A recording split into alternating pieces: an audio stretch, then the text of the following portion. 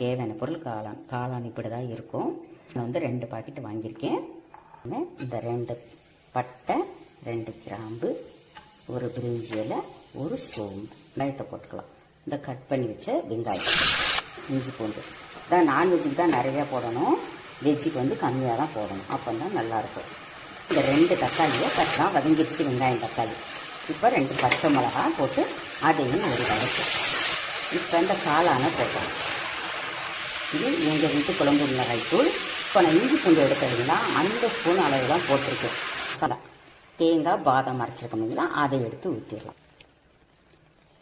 கல் உப்பு போட்டுக்கோங்க. எப்போல்லாம் வணக்கி இதுவுமே எண்ணெய் தெளிஞ்சு வந்துச்சு பாருங்கள். இப்போ கருவேப்பிலை அந்த எடுத்து வச்சு ஒரு இனிக்கு கருவேப்பிலையை போட்டுடலாம்.